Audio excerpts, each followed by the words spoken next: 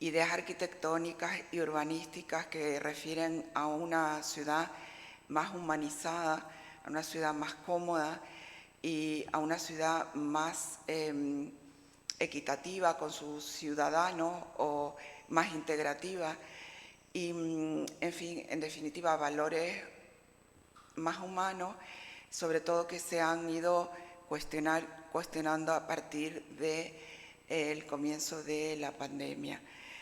Ya hemos tenido una conferencia con Business Studios que precisamente estos dos jóvenes arquitectos proponían una arquitectura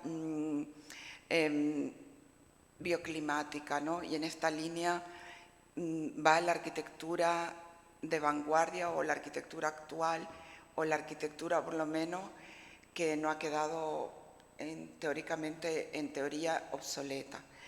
Entonces, en este ciclo se van a abordar estos temas, por ejemplo, pues la creatividad que debería existir en la arquitectura y en el urbanismo por parte de los profesionales que no son solamente arquitectos o urbanistas, sino también sociólogos, incluso no, seguro que personas que están con la lucha de género integrativa o no de género, sencillamente con gente discapacitada o todas estas cuestiones. También se tratarán las áreas verdes como un aspecto importante de estas urbes utópicas y también, como no, todo lo relacionado con la bioclimática, las ciudades de cercanías o dispersas o concentradas, en lo cual pueden haber muchos puntos de vista, pero aquí se expondrán. En definitiva, intentando que se dé un giro, o al menos los grandes arquitectos y urbanistas contemporáneos están ideando ya desde hace tiempo, porque, a ver, estas teorías comienzan, dimos aquí un ciclo en mayo de Jane Jacobs, que ya desde los años 60 ella, una arquitecta que ya proponía ideas muy de vanguardia. Entonces, esto ahora como que está resurgiendo. Bueno, en la segunda parte del ciclo que comienza de septiembre a diciembre, pues continuaremos con profesionales de la arquitectura. Nos queda en esta parte Dulce Serax, bienvenida, que está esta tarde aquí. Y en julio tendremos, el 15 de julio, a Noemí Tejera. A partir de ahí, en la segunda parte del ciclo, contaremos en septiembre con Magui González, que está aquí ahora presente, y también con el grupo Recetas Urbanas, y Esther Azpeitia, y en fin, esto en su momento recibirán esta información. La verdad que estamos muy contentos de recibir a Dulce Serax. Gracias por estar aquí, sobre todo por hacer el esfuerzo hoy, porque no se encuentra bien. Esperemos que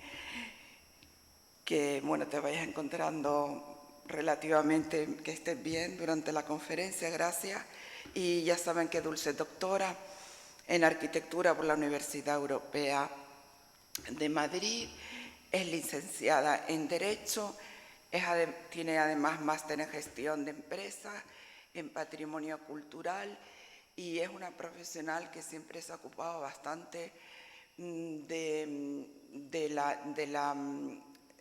arquitectura industrial, de apoyarla. Por ejemplo, es el caso del Tanque en Tenerife. Ella también ha ocupado puestos políticos, como bien ha sido en esta casa, viceconsejera de Cultura, pero también en el Cabildo de Las Palmas. Además, ella actualmente es profesora en la Universidad Europea de Canarias y también ha sido profesora invitada en Hong Kong. Será muy interesante escucharle hablar de las Smart Islands, este proyecto utópico que no sabemos si llegará a ser realidad, o tenemos mucho interés en oírle también porque es licenciada en Derecho y ella nos va también a abordar el tema de la normativa urbana, que en este ciclo pues no creo que se aborde, así que por esa parte también es muy interesante. Pues gracias, Dulce, y ya te dejo con la charla. Gracias. Bueno, pues nada, gracias a la regenta y al Gobierno de Canarias por invitarme a participar en este ciclo de paradigmas arquitectónicos para una nueva era.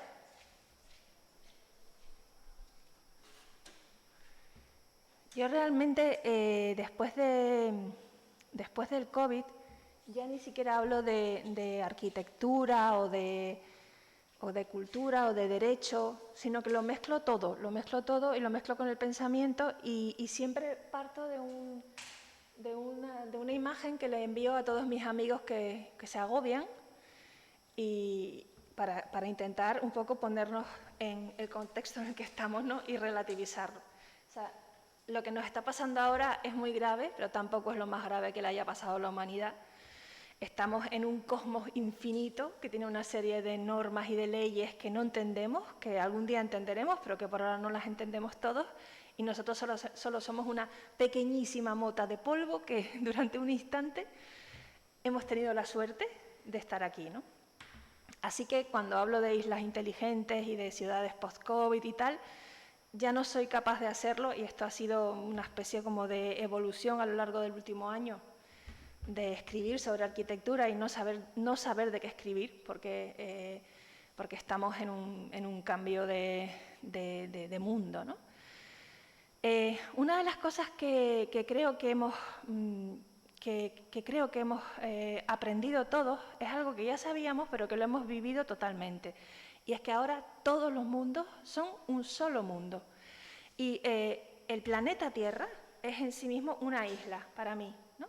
Todo el planeta es una isla en la que habitamos todos, todo lo que somos, lo que es la especie humana y las demás especies animales y naturales.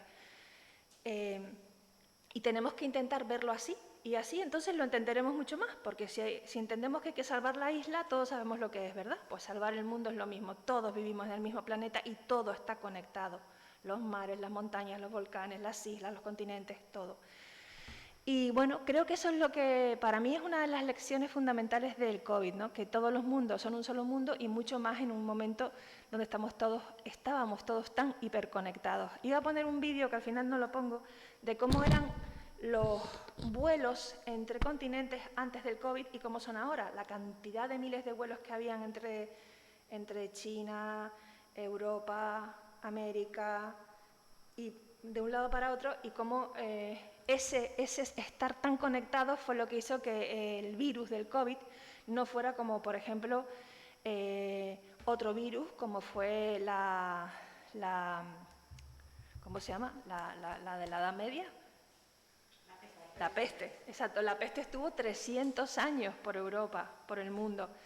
Y nosotros en realidad llevamos 1 año y 3 meses con el COVID. Entonces, por eso también creo que hay que relativizar mucho cuando se habla de qué es lo que nos está pasando y cuánto de grave es, ¿no? Aún así, seguramente, y por esa conectividad y por esa gran conexión que tenemos todos los 7.000 habitantes del planeta que actualmente vivimos, no estamos en un momento de cambio, sino en un cambio de mundo. Una vez más estamos en un cambio de mundo. No es la primera vez. Si miramos a la historia, aprenderemos que los romanos cambiaron muchísima de su arquitectura cuando sufrieron las primeras pestes. Después de la Edad Media se cambiaron las ciudades, fue cuando surgió el Renacimiento, y el Renacimiento al final, ¿qué era? Pues era el saneamiento, las ciudades pensadas con calles más anchas, con espacios para la limpieza. Luego llegaron las pestes bubónicas y pasó lo mismo, se ampliaron los bulevares de París, se creó el ensanche en Barcelona. O sea que llevamos toda la vida evolucionando a partir de momentos difíciles. momentos mucho más difíciles que el actual, como por ejemplo la Segunda Guerra Mundial, ¿no? O la Primera.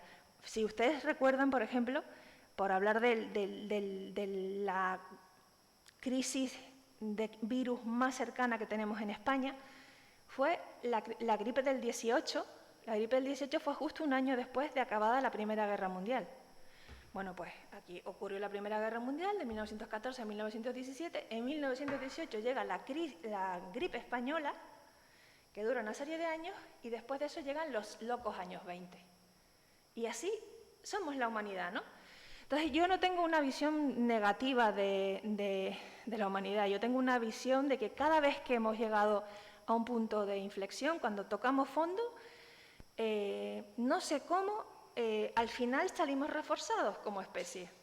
Damos como un salto cualitativo y creo que eso se ve, por ejemplo, en las vacunas, en la capacidad que hemos tenido de reducir el tiempo científico necesario para producir una vacuna ante la gravedad de una pandemia que se convierte en global y que se propaga en muy poquito tiempo.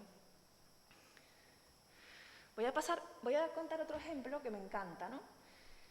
Para que veamos cómo somos y por qué creo que no hay que verlo todo negativo, ¿no? Hace 2 millones de años, el Homo habilis, de quienes venimos todos nosotros, Homo, porque siempre se ha llamado Homo, pero me gustaría llamarlo de manera menos machista, pero bueno. El Homo habilis habitaba con los parántropos, que eran otro tipo de mono evolucionado, en el este de África. Y en el este de África, en aquel momento, hubo una sequía enorme. Entonces los Homo habilis y los parántropos habitaban en un bosque enorme donde tenían todas las cosas que necesitaban. Los parántropos se empeñaron en quedarse en el bosque, a pesar de que no había agua y que no llovía y tal. Y los Homo habilis se arriesgaron a ir a lo desconocido, que era la sabana. Los árboles eran más pequeños, pero podían llegar más a las frutas, corrían más peligro con los animales, pero se arriesgaron. ¿Qué pasó? Pues que sobrevivieron los Homo habilis y gracias a ellos estamos nosotros aquí y los parántropos no quedó ninguno. Entonces, ¿qué quiero decir? Que, bueno, pues lo mismo que dijo Darwin, que no es la especie más fuerte la que sobrevive ni la más inteligente, sino la que responde mejor al cambio. Y yo sinceramente creo que nosotros en esta crisis del coronavirus, y a pesar de todos los pesares y de toda la gente que lo ha hecho mal, como humanidad en su conjunto nos hemos preguntado ¿y si pruebo esto? ¿Y si pruebo lo otro? Y al final hemos conseguido en menos de un año tener una vacuna. Otra cosa es que luego la eficacia de ponerse las vacunas o lo que pase después no sabemos cómo será, ¿no?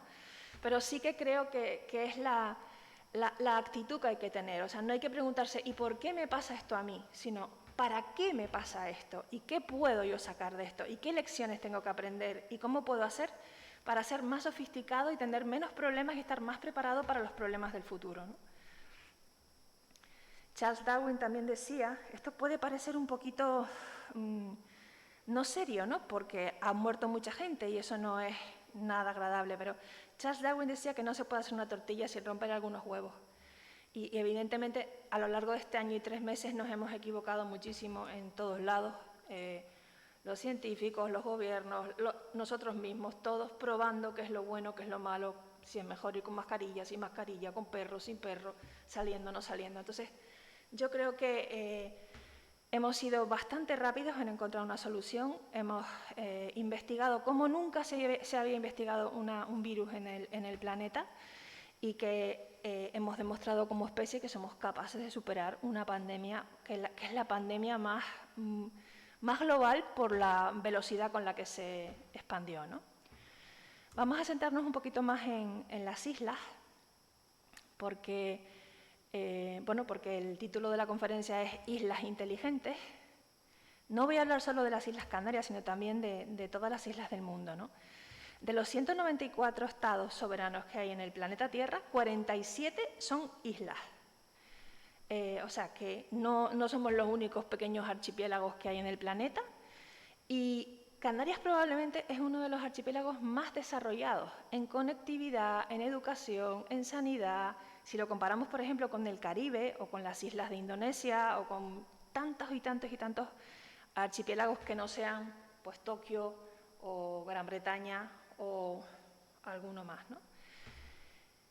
hay que tener en cuenta que sobre las islas vive el 10% de la población mundial, o sea, más de 700 millones de personas viven en islas. Y estos son los que van a sufrir la siguiente crisis que vamos a tener, que es la que estamos retrasando y que es el cambio climático. Y que ya estamos en esa crisis, ¿no? ¿Y por qué vamos a sufrirla? Bueno, pues porque ya se sabe que uno de los efectos del cambio climático va a ser el aumento del nivel del mar y probablemente muchísimas de esas más de 2000 islas habitadas que hay en el mundo van a desaparecer y necesitan soluciones. En Canarias estamos acostumbrados a adaptarnos a lo que tenemos. En cada momento histórico hemos hecho lo mismo. Aquí hay una imagen de la Jeria en Fuerteventura, pero todos conocemos los bancales de La Gomera, todos conocemos las gavias de Fuerteventura, todos sabemos cómo en cada isla pues, los habitantes que han tenido que pasar momentos duros se han, digamos, en términos coloquiales, buscado la vida para no morirse de hambre o han emigrado, que es otra solución. Yo creo que ahora tendremos que hacer lo mismo en esta era preinicio post-COVID, que aún no se ha ido del todo. Por cierto, si de repente me ven que hago algo raro, es que me pusieron la segunda vacuna el martes y estoy totalmente... que me da fiebre, me da frío, me da calor. Entonces, yo creo que realmente lo que vamos a hacer en Canarias como sociedad, no estoy hablando del gobierno, porque yo ya no hablo de los gobiernos, yo creo que todos tenemos que poner nuestro granito de arena en cada día de los que vivimos, ¿no? Yo creo que en Canarias siempre nos hemos adaptado, aquí hay una errata, no es don, es con una doble mirada, ¿no? Hacia adentro y hacia afuera. Para mí, una de las cosas más interesantes de la condición humana del insular es que al ser tan pequeñitos nosotros nos hemos acostumbrado a no ser importantes y eso nos da una gran virtud, el mayor valor que puede haber ahora mismo en la humanidad y el COVID ha sido una muestra de eso, es la humildad. El COVID ha sido igual para todos, han muerto ricos, han muerto pobres. Es verdad que ahora, con las vacunas, vuelve a verse la diferencia de mundos, pero mientras no hubo vacunas todos éramos iguales y aquí se moría un marqués igual que un señor que tenía un bar en la esquina. Eso en las islas ayuda, porque nosotros siempre hemos estado acostumbrados a recibir gente, a adaptarnos a los que vinieran y a no ser, digamos, a no mirar a los demás por encima del hombro. Y pasando a lo de las islas inteligentes, yo creo que para conseguir que Canarias sea un conjunto de islas más inteligentes de lo que ya es, en este momento histórico que hay que resolver un montón de cuestiones que tienen que ver con la arquitectura, que nosotros tenemos mucho más resueltas que otros lugares, como por ejemplo la ventilación cruzada, la buena acústica, que tiene mucho que ver con el contagio de virus, etcétera, etcétera. Necesitamos reconocer no solo la inteligencia que se entiende en las universidades como imprescindible para estudiar, el coeficiente de inteligencia, sino que hay inteligencias muy diversas y que las necesitamos a todas, y todas las personas tienen algo que aportar. En este caso hablo de la teoría de las inteligencias múltiples de Gardner, que está científicamente demostrada y que tiene mucho más que ver con la arquitectura y con las islas y con las ciudades de lo que parece, ¿no? En la teoría de las inteligencias múltiples hay 9 tipos de inteligencia que hasta hace 40 o 50 años no se valoraban ni se tenían en cuenta en las mejores universidades del mundo, pero que afortunadamente hoy sí se tienen en cuenta, ¿no? La primera de ellas, para mí, es la gran inteligencia de los arquitectos, ¿no? La inteligencia espacial visual, esa inteligencia que les permite ver el mundo en 3 o 4 dimensiones, a veces en 5, y que hacen que entiendan el entorno en el que viven de una manera tridimensional y sean capaces de mirar el lugar donde van a construir desde fuera, desde lejos, desde arriba, desde un lado, desde el otro, ¿no?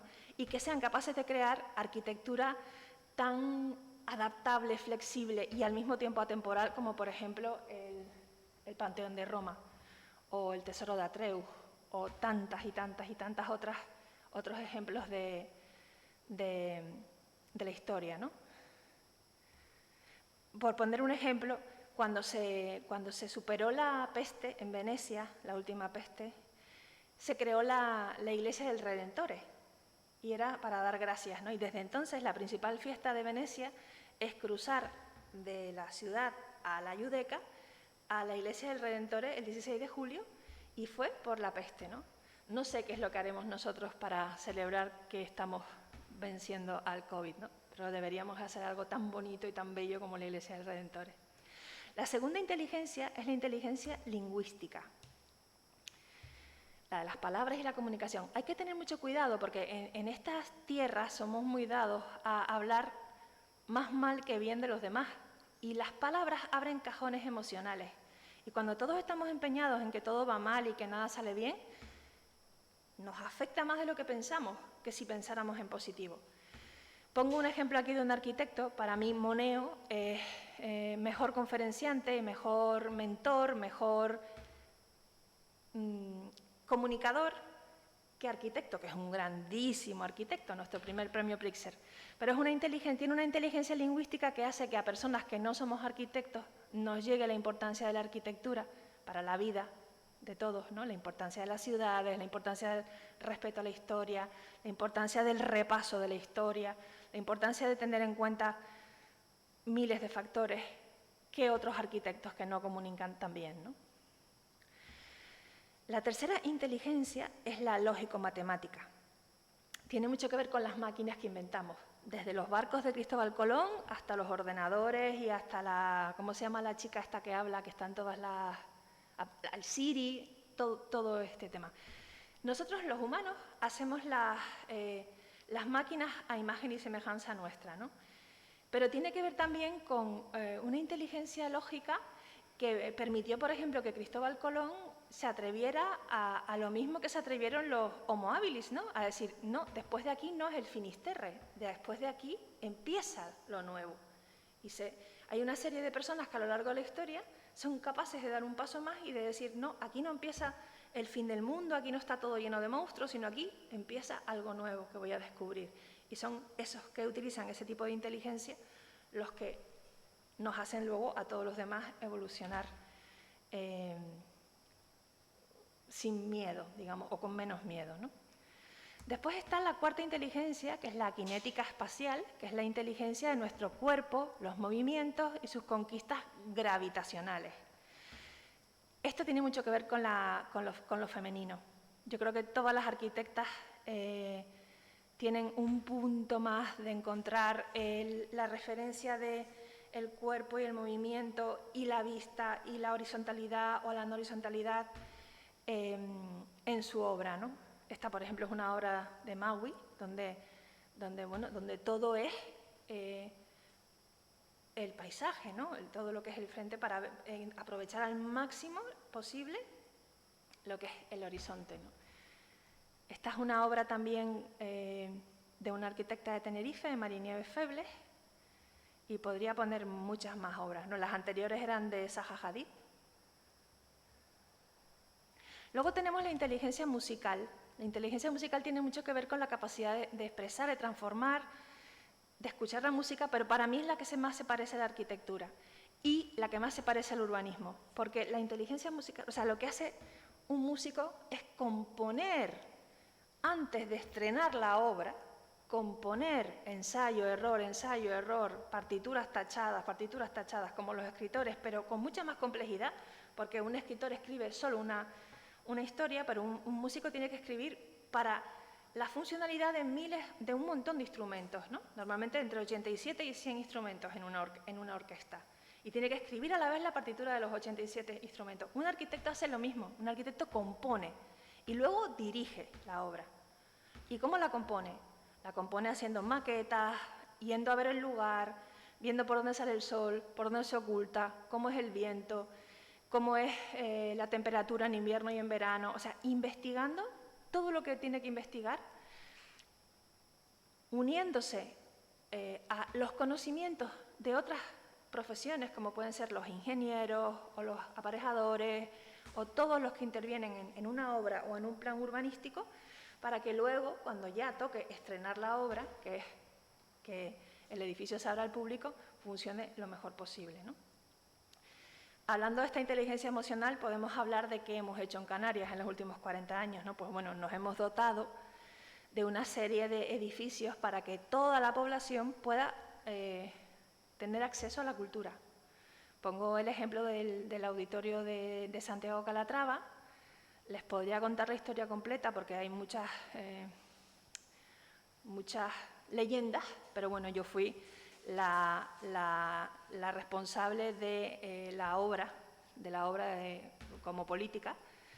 Y bueno, y todo tiene, no sé si les interesa, pero todo lo que pasó tiene su explicación, ¿no? Y bueno, voy a explicarlo un poco, porque esta obra tenía que costar 4.444 millones de pesetas, o se contrató en pesetas en el 99, y finalmente costó 14.000, o sea, costó casi 3 y pico veces más de lo que iba a costar. ¿La culpa fue del arquitecto, que tiene tan mala fama? Pues no, la culpa fue, primero, en Santa Cruz, y creo que también en todas las islas, Costas dependía de Madrid. Y el auditorio se quería poner al lado del mar, igual que el Alfredo Kraus, del que hablaremos ahora, ¿no? No se permitía poner al lado del mar porque había un señor en Costas que no querían. Entonces se empezó la obra en otro lugar, se hizo todo lo que es el desmonte, y hubo un cambio político que permitió pasar el auditorio al otro lado. Total que se tomó el riesgo de cambiar el auditorio hacia el mar. Cuando llegamos al mar nos encontramos con que aquello era mar. Entonces tuvimos que hacer la obra de pilotaje más profunda que se había hecho en España en la historia. 45 metros de profundidad tienen los pilotes que anclan el auditorio al suelo del mar. Después se creó una comisión ciudadana que iba decidiendo cosas que costaban más dinero. Por ejemplo, un parking nuevo, una sala para la orquesta, etcétera, etcétera, etcétera. Y esas fueron todas las razones que hicieron que la obra costara 3 veces más. Calatrava no era tan malo, lo que era un poco, digamos que, especial. Luego, cuando llegamos a la siguiente obra grande cultural en Tenerife, que fue el TEA, pasó exactamente lo mismo y no pasó nada, porque ya nos habíamos acostumbrado a lo que era hacer una obra cultural grande con todos los problemas que suele tener. En el caso del TEA, nos pasó que resulta que estaba lleno todo el barranco de arcillas expansivas, y cuando la riada de Tenerife, pues se fue, casi se cae todo el puente cerrador, y hubo que hacer también una especie como de barco súper sellado para que las obras de arte que están en los sótanos del TEA no se pierda. O sea que lo que estoy intentando decir es que nosotros hemos ido haciendo Canarias a base de ensayos y errores, y en Gran Canaria pasó lo mismo con el Alfredo Kraus, ¿no? O sea, el Alfredo Kraus, por ejemplo, es un auditorio donde se comete un error que hoy se sabe que es un error, pero en aquel momento no se sabía, que es poner un cristal detrás del escenario. Un cristal detrás del escenario es muy inadecuado para la acústica, porque el cristal rebota y los músicos no se escuchan entre sí. Entonces, como ustedes saben, el auditorio Alfredo Kraus ha sufrido un montón de pequeñas obras para ir adaptando la acústica a lo que es mejor para la orquesta y para el público, por supuesto, ¿no? Y hablando de la inteligencia musical, pues también nos fuimos dotando poco a poco, aprovecho esta inteligencia que es la más cultural, nos fuimos dotando de escuelas de música, de conservatorios, orquestas sinfónicas que se consolidaron, Joven Orquesta de Canarias, y a lo largo de la democracia se fueron creando una serie de infraestructuras culturales, bibliotecas, etcétera, que hacen que ahora tengamos todos mayor acceso a la cultura del que teníamos, ¿no? Que es una parte fundamental del bienestar, la cultura y la formación para poder ser realmente islas inteligentes, ¿no? Luego tenemos la inteligencia interpersonal. Esta es la inteligencia que nos hace comprender a los demás. Póngole el ejemplo del tanque, porque también me tocó a mí. Y el espacio cultural del tanque fue un espacio que nació con la intención de abrir solo 3 meses, porque iban a desaparecer todos los tanques de Santa Cruz, pero el tanque era tan bonito por dentro que dijimos, vamos a abrirlo al público para que la gente pueda ver cómo eran los tanques que llevan aquí, pues, 80 años. ¿Qué pasó? ¿Por qué hablo de la capacidad de comprender a los demás? Porque cuando lo abrimos al público empecé a darme cuenta de que todos los artistas, arquitectos, creadores que entraban en el tanque, se les ocurría una idea genial, o sea, era un espacio que hacía florecer la creatividad. Yo no he visto a nadie que entre en un teatro y diga, ay, yo aquí haría no sé qué, o yo aquí haría no sé cuánto, pero en el espacio cultural del Tanque todavía pasa, o sea, la gente entra y dice, ay, yo aquí haría un concierto con no sé qué, y era una cosa tan flipante. Entonces, ¿qué tuve que hacer? Pues, si yo era la consejera de Cultura, no podía dejar de tener esa comprensión con la parte de la sociedad que dependía de mí, que era el mundo de la cultura, y tuve que luchar para cambiar el plan general, para cambiar esa parte de la ciudad donde iba a haber un edificio de 10 plantas, cambiar la mentalidad de un montón de personas y adaptarnos. Y no pasa nada.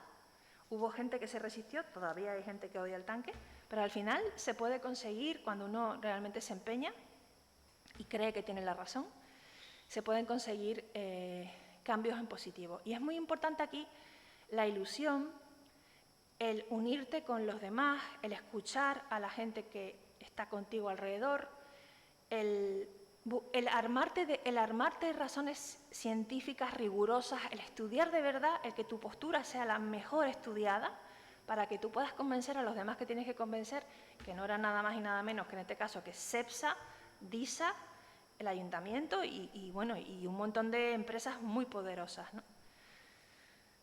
Después tenemos también una inteligencia existencial que tiene que ver con la búsqueda de la trascendencia. Ahí tenemos miles de obras de arquitectura buscan la trascendencia, ¿no? Desde la Plaza de Santa Ana, con el ayuntamiento, con la catedral, o lo que es la laguna, que también es producto de un fin de una era y es la primera ciudad enteramente construida en el Renacimiento, la primera ciudad de paz, sin murallas. Es como una forma que en el año 1500 tuvimos de trascender, de buscar la trascendencia. Y luego ese tipo de arquitectura fue la que se llevó a toda América Latina y la que se puso en práctica en la conquista de América, ¿no? Bueno, pongo otros ejemplos aquí de cómo le sacan, digamos, jugo cultural, turístico, en otros lugares a esa trascendencia, ¿no? Santa Teresa de Ávila, que para mí es una de las mejores escritoras de la historia, además de ser santa. Santa Teresa, junto con las murallas, han hecho de Ávila de todo. Le han dado una narrativa, un relato. Entonces creo que también a veces nos falta encontrar, para algunas islas, otras lo tienen, Lanzarote lo tiene, un relato, una historia que contar, ¿no? Hay otro ejemplo que a mí me encanta, que tiene que ver con la inteligencia intrapersonal, que es el diálogo hacia adentro, que es el Camino de Santiago. El Camino de Santiago empezó siendo un camino religioso y católico y se ha convertido en un camino espiritual. Es el primer camino cultural europeo.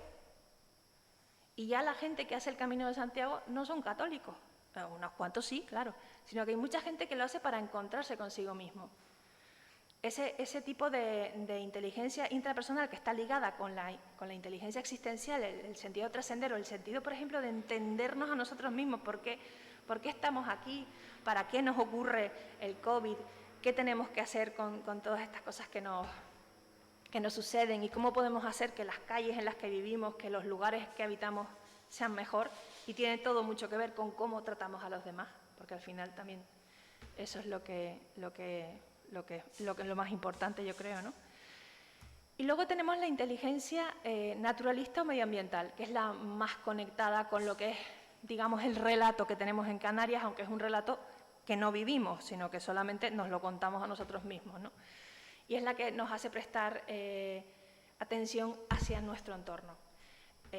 César Manrique es el ejemplo más claro, pero todos nosotros, todos los insulares de Canarias vivimos en una naturaleza muy potente y nos influye el paisaje para todo lo que hacemos. Nos influye desde que nacemos hasta que morimos. Y observamos y reflexionamos mucho sobre este tema. Lo que pasa es que luego no vivimos de manera coherente como deberíamos vivir, ¿no? Bueno, César Manrique, que no era arquitecto, sino simplemente pues, un tío con una visión del paisaje muy interesante, lo que hace es mostrarnos el paisaje, o sea, poner el foco en cosas en las que nadie había puesto el foco, y enmarca, como aquí, enmarca una colada volcánica con una ventana. Si nos vamos a la isla de Fogo, en Cabo Verde, que es esta, vemos que lo que pasó fue al revés. Entró la lava volcánica por la ventana. Sin embargo, en el caso de César Manrique, él es el que crea la ventana para que nos demos cuenta de que eso también es belleza, ¿no? Que una colada volcánica es realmente la belleza de las Islas Canarias. Y que no tenemos por qué buscar ningún referente fuera porque los tenemos todos aquí. Esto también es en la isla de Fogo. Realmente cubrió todo el pueblo, solo quedan las casitas. Fue en el año 2014, está en Cabo Verde. El ejemplo de César Manrique es enorme porque no solamente utilizaba el paisaje, sino utilizaba el viento, utilizaba los sonidos, la naturaleza. A mí me parece que es un tío que deberíamos intentar imitar, pero no imitar igual, porque cada isla es diferente, ¿no? Sino intentar ver el paisaje de cada isla y ser más respetuosos con él, ¿no?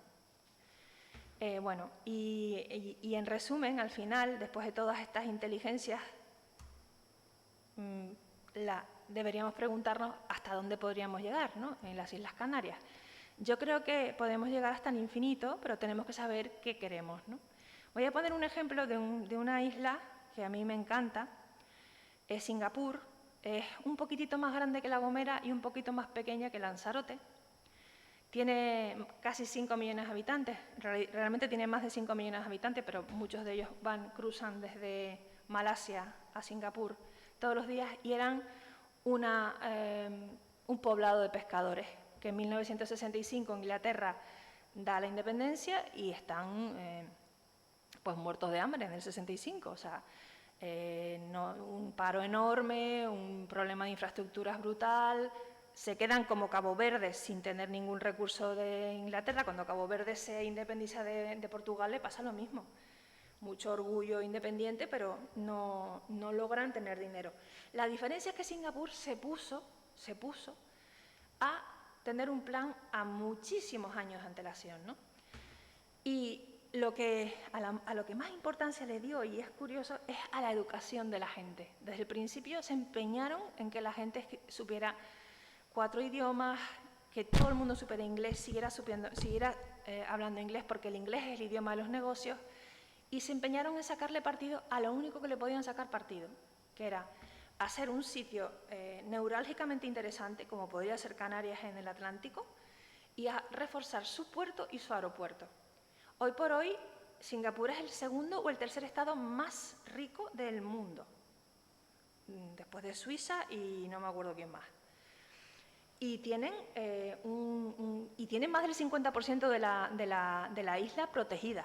O sea, todo lo que vemos de Singapur, como este hotel con la piscina en el techo, todo esto está concentrado en la ciudad y todo el resto es islitas y sitios maravillosos, como por ejemplo también Hong Kong, ¿no?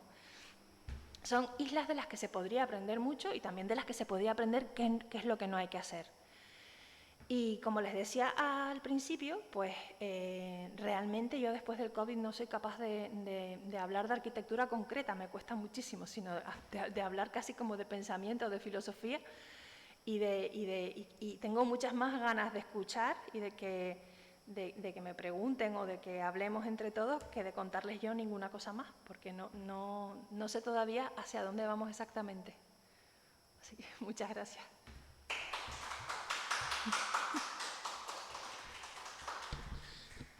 A ver, una preguntita.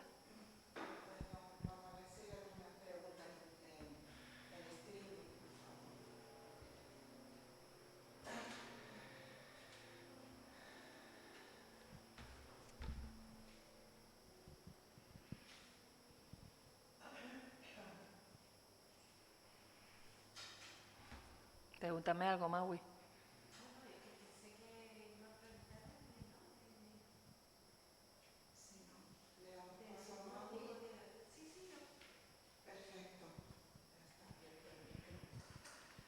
Bueno, Dulce, gracias por tu intervención siempre con tu tono tan optimista, ¿no? Y de mirar hacia el futuro, ¿no? Yo por empezar por el final, que es lo más atractivo, ¿no? Que lo hiciste bastante bien, ¿no? El terminar, ¿no? Con esa sensación de Singapur y que efectivamente es lo mismo que le ocurre a Hong Kong, ¿no?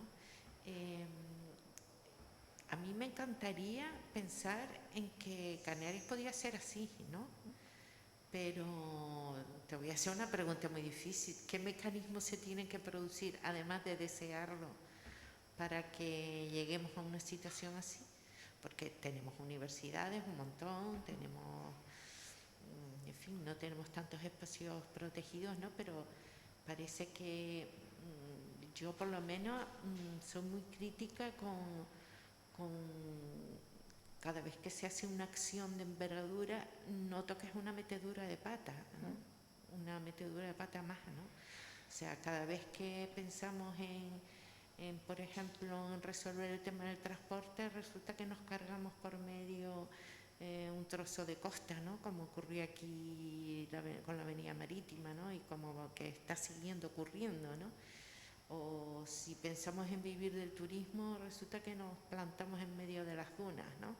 Y cosas así, y somos incapaces de seguir para atrás. Entonces, ¿cómo podríamos eso, además de desearlo fuertemente, ¿no?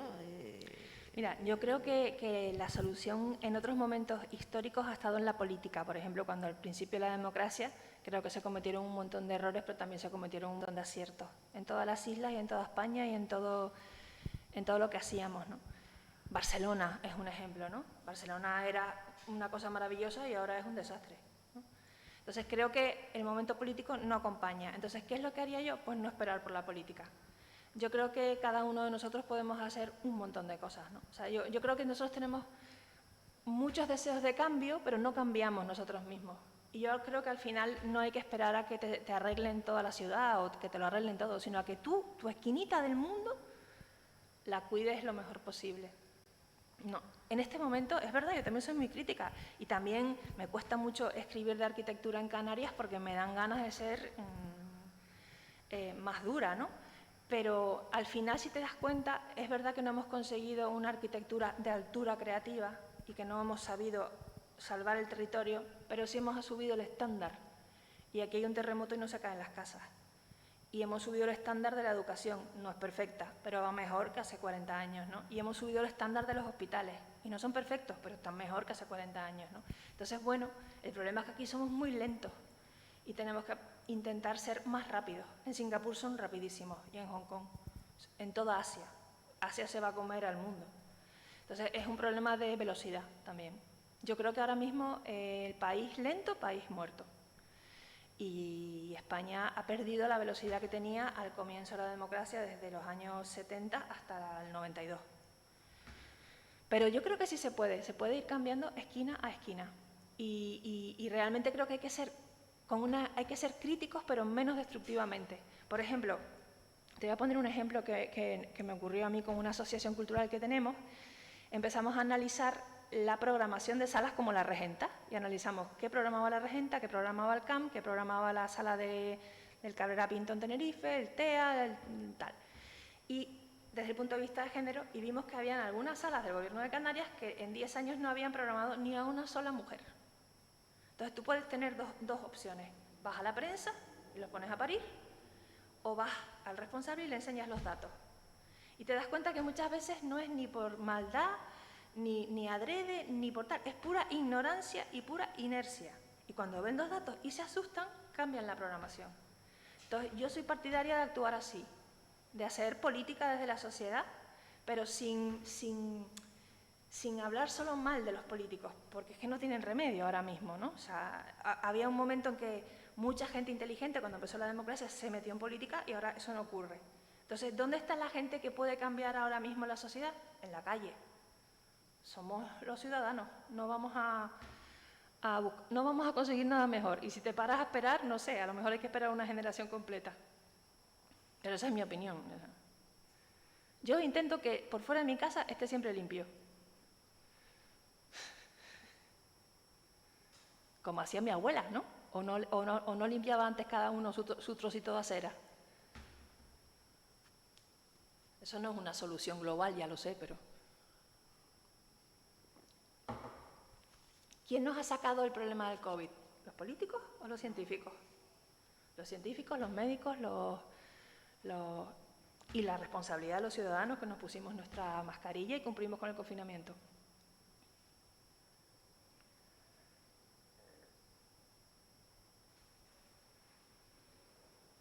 También faltan voces como la de César Manrique, porque César era un tipo muy crítico. Y era muy claro, y hablaba muy bien, comunicaba muy bien. Muchas veces también tenemos problemas. Hay muchos arquitectos que podrían comunicar mucho mejor sobre las cosas que se hacen mal, pero no son grandes comunicadores. Y hay que ser un buen comunicador para que la gente te entienda. Sí, pero mira, ahora que citas a César, ¿no? Una de las personas que más admiro, ¿no? César también en vida era respetado, pero llegó un momento en que se lo comieron. Claro, porque llegó Dimas al Cabildo. Exacto, cuando empezaron a ver que el mensaje de César estaba en competencia con unos intereses económicos determinados, pues ni caso que lo hacían. Y yo ahora veo que recurrentemente de vez en cuando se acude desde los poderes públicos a la figura de César y tal, cuando tú mismo estás haciendo lo contrario de lo que haría César, ¿no? Sí, totalmente de acuerdo. Que es una contradicción y un cinismo, ¿no? De que le haces una amenaza a César, acudes a César tal, y lo que estás haciendo es anti-César, ¿no? Pero yo creo que no es cinismo, fíjate, yo creo que es ignorancia pura y dura, desconocimiento, falta de formación, de educación, no tener ni idea de lo que son las islas, el paisaje, el urbanismo, no tienen ni idea la gente en general, la gente que está en política ahora, ¿no? Entonces, ese es un problema. Entonces, ¿qué hacemos? Pues como no lo vamos a cambiar, lo que pasó con César Manrique fue un momento mágico, porque él tuvo, su amigo íntimo era presidente del Cabildo, y el presidente del Cabildo le hacía caso en todo. O sea, eso no volverá a pasar nunca más, porque entre otras cosas ahora todo tiene que salir a concurso, ¿no? Pero ese fue un momento mágico, pero fue tan mágico que lo que a mí me preocupa no es el cinismo de algunos, sino cómo es posible que nosotros, el resto de los ciudadanos, no hayamos aprendido a mirar el paisaje que tanto admiramos de cómo César lo mostró en el resto de las islas. Porque al fin y al cabo en Lanzarote, a pesar de Dimas y de todo lo que pasó después, todavía la influencia de César se nota. Cuidan mucho más las casas, o sea, el paisaje está mucho más cuidado que en Fuerteventura o que en cualquier otra isla. Es un problema también de cultura, y la cultura en Canarias es muy lenta. La cultura va poco a poco metiéndose en la sociedad, ¿no? La Toscana no se formó de un día para otro, no todo el mundo ordenaba los utensilios de agricultura como los ordenan ahora en la Toscana hace 500 años. Pero bueno, es que si no, lo otro es rendirse, y yo no me voy a rendir. No, está claro. La participación ciudadana es importantísima. Sí. Sí, claro, es muy importante tener colectivos de gente que sepa lo que quiere y que lo pida con educación y que lo razone y que lo estudie. Para mí el tema del espacio cultural en el tanque fue un aprendizaje, porque me tuve que enfrentar desde dentro del propio gobierno a poderes que no tenían ningún interés por la cultura. Yo me acuerdo que me hicieron ir a CEPSA Madrid, que en aquella época era como Telefónica, ¿no? Y me pusieron una maqueta de todo Cabo Llano, de toda la zona donde está el espacio cultural del tanque, y un tanque amarillo con unos patitas de madera. Y me dijeron, ponlo donde quieras menos donde está. El superjefazo de CEPSA, ¿no? Y yo le dije, pues no, el tanque 69 está en la calle 70 y o se queda ahí o lo tira usted, pero yo no lo voy a tirar, ni voy a decir que lo tire. Entonces es cuestión también también es de juventud, porque no todo el mundo puede aguantar esa presión toda la vida, ¿no? Tienes que ir haciendo que hayan generaciones que vayan cogiendo el testigo y que vayan luchando por las cosas que creen.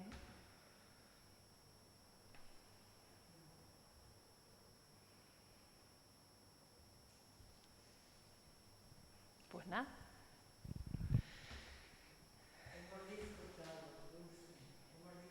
Espero que sí, yo. La verdad es que no estoy como muy en mi mejor momento de mi vida. Pues estoy fatal. quería poner más ejemplos de cada inteligencia, porque me parece que esas inteligencias, si las tuviéramos todas contempladas a la hora de, por ejemplo, de educar a los niños, la generación siguiente tendría mucho más en cuenta, muchas más cosas de las que tenemos en cuenta en Canarias, ¿no?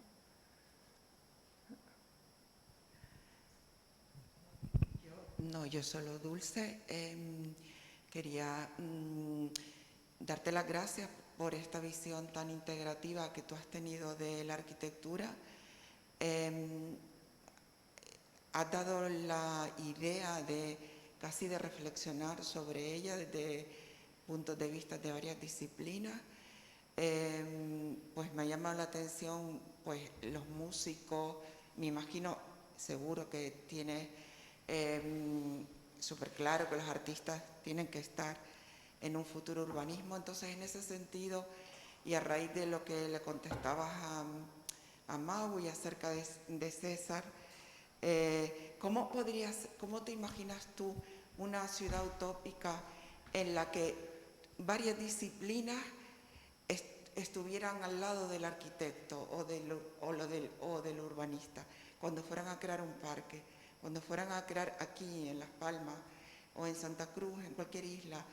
¿Te imaginas un urbanismo utópico en el que colaborara, se llamara un equipo de asesores de varias disciplinas? ¿Te imaginas así ese futuro urbanismo? Bueno, yo creo que los buenos arquitectos y los buenos urbanistas siempre se han rodeado de diversas disciplinas a la hora de crear. Siempre, los buenos. ¿Qué pasa? Que no todos son buenos. Hay mucha gente que es buena en el sentido de estándar europeo, pero otra cosa es la altura creativa, que es lo que es el ensanche de Barcelona o, no sé, o los bulevares de París, ejemplos de urbanismo así, ¿no? Pero los buenos arquitectos nunca hacen la obra sola. Como te decía, es como una composición, es como dice mi marido Fernando Menis, una lasaña de conocimientos, donde hablas desde con el carpintero que sabe más de madera que nadie, al que sabe más de hormigón, al que sabe más de piedra, al ingeniero de instalaciones, al ingeniero acústico y al otro, y es realmente una profesión que me parece preciosa porque cuenta con muchísima gente, con el conocimiento de mucha gente para poder hacer una obra, ¿no? El problema es que hay muchos arquitectos que se creen que lo pueden hacer todos solos y entonces, bueno, pues cometen errores y cosas que tú dices, ¿cómo puede ser que hayamos hecho esta esquina tan mal resuelta en la ciudad, ¿no? Pero bueno, volviendo a lo de la utopía, para mí la utopía en Canarias sería que el urbanismo fuera más orgánico, o sea, fuera más de acuerdo con el paisaje, ¿no? Más de acuerdo con las alturas, los desniveles, con el paisaje, como yo pienso que debería ser, ¿no? Como más ligado con la naturaleza y con lo que realmente es la isla, ¿no? Pero también tiene que ser un urbanismo que proteja, como la arquitectura, tiene que ser una arquitectura que proteja. Ese fue otro de los mensajes del COVID, ¿no? Las casas tienen que proteger y al mismo tiempo tienen que ser amables para vivir. Y bueno, eso tiene que ver con el urbanismo. Todos nos dimos cuenta de las fachadas que teníamos enfrente cuando estábamos encerrados y salíamos a aplaudir, lo feas que eran las fachadas, ¿no? Entonces el urbanismo tiene que ser un urbanismo más pensado para la gente, ¿no? Y más orgánico, más ligado al paisaje donde se produce. Pero bueno, estamos hablando de un mundo donde las grandes ciudades son monstruos en los que vamos a tener que vivir y que son los lugares en los que vamos a habitar y no podemos hacerlo de otra manera, como han hecho en Singapur. En Singapur tienen una gran ciudad enorme y si quieres tener naturaleza y el resto lo protege, pero en esa parte de la ciudad pues tienes que crecer y tienes que prepararte para todo, ¿no? Desde huracanes de 300 km/h hasta seísmos de 7,5 en la escala Richter y lo importante es que te proteja, a los ciudadanos.